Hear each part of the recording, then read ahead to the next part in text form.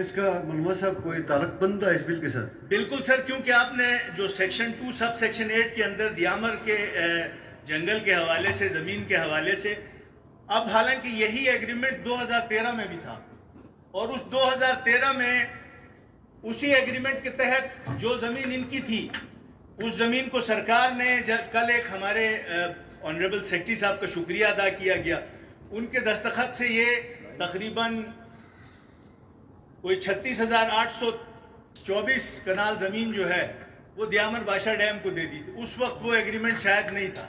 تو میں آپ سے گزارش سر یہ بالکل تو گزارش یہ ہے سر کہ یہ جو انسٹرومنٹ آف ایکسیشن ہے ہمارا، اسی طرح انسٹرومنٹ آف ایکسیشن ہے ارس وائل پرنسلی اسٹیٹ ہنزا کا، وہ بھی سر اس بل کا حصہ بنایا جائے، جس کی روح سے اب اگر ہم اس ایکسیشن کو پڑھتے ہیں تو اس ایکسیشن کی روح سے سر 3 چیزیں ہم نے دی تھی. اس وقت کے ریاست نگر نے 3 چیزیں پاکستان کے ڈومیننٹ کے حوالے کی تھی. پہلی چیز سر ایکسٹرنل افیئرز یعنی امور خارجہ، دوسری چیز ڈیفنس دفاع، اور تیسری چیز کمیونیکیشن مواصلات.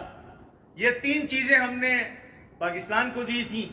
اب چونکہ یہاں پہ ایکسیشن ڈیڈز کا، تو میرے علاقے کے لوگ، میرے حلقے کے لوگ، میرے ضلع کے لوگ بھی یہ کہتے ہیں کہ ہمارے بھائیوں نے بہت اچھا اقدام اٹھایا ہے، تو ہم بھی اپنی، اور اسی طرح ہنزا سے بھی یہی آواز آتی ہے کہ ہم بھی اس چیز کو انکارپوریٹ کرا سکیں.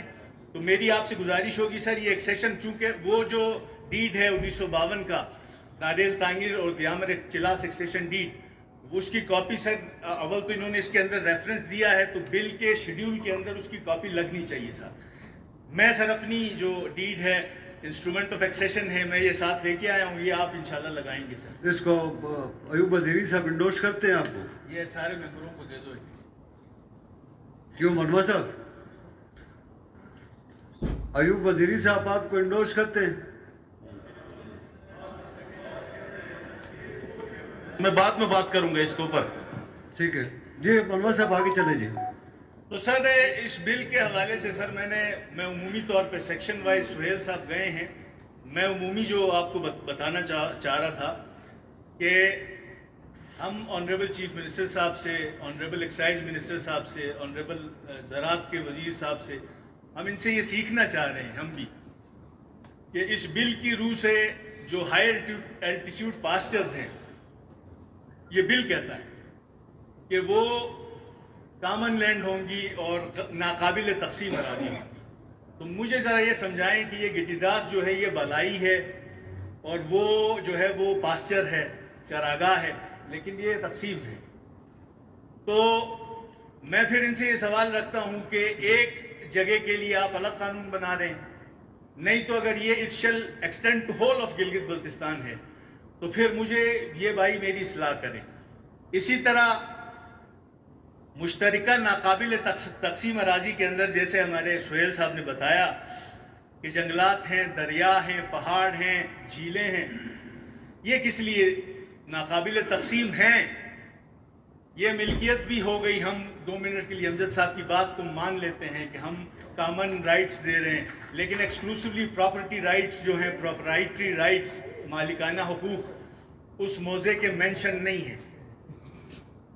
تو اور دوسری اہم چیز سر اس کے اندر یہ جو بورڈ ہے، جو پلان بنائیں گے، جو تقسیم کا پلان مرتب کیا جائے گا، تحصیلدار سے شروع ہوگا، اے سی کے پاس آئے گا، اے سی سے ڈی سی کے پاس جائے گا، ڈی سی سے کمشنر کے پاس جائے گا، کمشنر سے اسمبلی آر کے پاس آئے گا. اس کے بعد اس پلان میں مرتب ہونا ہے. وہ پلان مرتب ہو کے یہ بتائے گا کہ اس پہاڑ کا معدنیات کون نکالے گا، اس پہاڑ کے سے نکلنے والے معدنیات کا مالک کون ہے، اس پلان میں بتانا ہے. تو مجھے سر بحیثیت گلگت بلتستانی تھوڑا سا ڈاؤٹ ہے. باہر جو بیٹھے ان کو زیادہ ڈاؤٹ ہے کہ ناقابل تقسیم اراضی کو قابل تقسیم کیوں نہیں بنایا جا رہا ہے، پراپرٹی رائٹس کیوں نہیں دیے جا رہے. سر یہ غلطی ہم سب سے ہو سکتی ہے، اس کو سمجھ لیں.